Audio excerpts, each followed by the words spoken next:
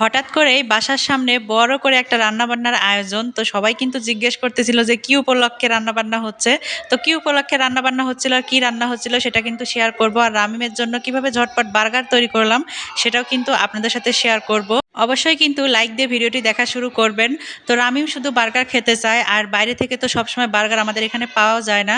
তো ভাবলাম যে 5 টাকার পাউরুটিগুলো পাওয়া যায় সেগুলো দিয়ে একটু ওকে বার্গারের মতো বানিয়ে দেয় আর কি, মানে সান্ত্বনা দেওয়া যাকে বলে, যেহেতু বাচ্চারা মানতেই চায় না। 5 টাকা দিয়ে যে মানে রুটিগুলো পাওয়া যায় পাউরুটি, সেই পাউরুটি আমি নিয়ে আসাইছিলাম আর সেগুলোর উপরে কিছুটা সস লাগিয়ে দিচ্ছি। আর এই সসটা হচ্ছে শর্মা সস, যেটা মাঝে মধ্যেই কিন্তু আমার বাসায় থাকে। আর সাথে একটুখানি দিয়েছিলাম টমেটো আর হচ্ছে শসা। আর চিকেন আমি ফ্রাই করে নিয়েছিলাম একটু অন্য পদ্ধতিতে, সেটা আপনাদের সাথে আরেকদিন শেয়ার করব।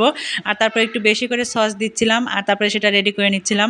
2টা 3টা বানাইছিলাম। তো রামিম কিন্তু একটার বেশি খেতে পারে না, একটাও খায় না। আর এই শসা টমেটো সব বের করে ফেলে দেয়। চিকেনটাও খায় না, কিন্তু বের করে ফেলে দেয়, শুধু এই পাউরুটি আর সসটাই খায়। তো মোটামুটি কিন্তু বার্গারের শেপটা চলে এসেছে আর কি, যেমনই হোক না কেন। তো বার্গার খাওয়া দাওয়ার পরে আমাদের বাসায় ছোট্ট করে একটা মানে রান্নাবান্নার আয়োজন ছিল। সেটা ছিল হচ্ছে মাংস খিচুড়ি। আর এটা হচ্ছে আমাদের মানে হচ্ছে পাড়ায় যারা আছে তাদের জন্যই আর কি। তো সেই জন্য মুরগি নিয়ে আসা হয়েছিল, আন্টি মুরগি কেটে নিচ্ছে। আর মুরগিগুলো পিসগুলো একটু ছোট করা হচ্ছিল, খুব বেশি বড় না। আর যারা রান্না করবে তারা পেঁয়াজ রসুন সব কিন্তু নিজেরাই ছিলবে। তবু আমি আর আন্টি বিলে কিছুটা সিলে রেখেছি যাতে তাদের একটু মানে সুবিধা হয় আর কি। তো ওনারা আসার পরে কিন্তু ওনারা নিজেরা আরও কিছু পেঁয়াজ রসুন কেটে নিয়েছেন, যেহেতু আমাদের মানে কম একটু ছিল। আর এই যে আমাদের নতুন বাসার সামনে কিন্তু আমাদের যে পুরাতন বাসাটা সেটা, আর সেটার সামনেই হচ্ছে রান্নাটা করা হবে। তো অনেক লোকজন কিন্তু জড়ো হয়ে গিয়েছে, সবাই বলতেছে কি ব্যাপার, তোমাদের বাসায় কারো বিয়ে নাকি? তো আমাদের বাসায় কিন্তু বিয়ে দেওয়ার মতো কেউ নাই।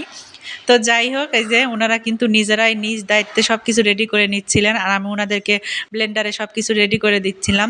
তারপরে কিন্তু সন্ধ্যার ঠিক আগ মুহূর্তে রান্নাবান্না শুরু হয়ে গিয়েছিল। আর এই খাবারগুলো মানে দেওয়া হয়েছিল রাত 9টার পরে। তো মোটামুটি কিন্তু প্রায় মানে 200-র কাছাকাছি হবে প্যাকেট, মানে প্যাকেট করা হয়েছিল 200-র কাছাকাছি। তো মাংসগুলো ওনারা নিয়ে যাচ্ছেন। আর কিছু চেয়ারও নিয়ে আসা হয়েছিল, কারণ চেয়ারের পরিমাণটা আমাদের বাসায় একটু কম ছিল। তো চেয়ার নিয়ে আসা হয়েছিল, মানে ছোটোখাটো একটা অনুষ্ঠানের মতো আর কি। তো ওনাদের রান্নাবান্না শুরু হয়ে গেছে, যেহেতু মানে কাছে যাওয়া যাচ্ছিল না, খুব গরম, এমনিতেই যে পরিমাণ গরম পড়ে। তো দূর থেকে আমি একটুখানি ভিডিও করে নিয়েছিলাম। রান্না যিনি করতেছেন উনি কিন্তু মাঝে মধ্যে আমাদের বাসায় রান্না করেন। আমরা যেদিন প্রথম মানে নতুন বাসায় উঠি সেদিনও কিন্তু বড় করে মিলাদ দেওয়া হয়েছিল আর অনেক রান্নাবান্না ছিল। সেদিন উনি সব রান্না করছিলেন মানে সবার জন্য। তো এই যে কিছুটা নিয়ে আসা হয়েছে প্যাকেট করার জন্য, আর বাকিটা হচ্ছে সেই ডেস্কের মধ্যেই আছে।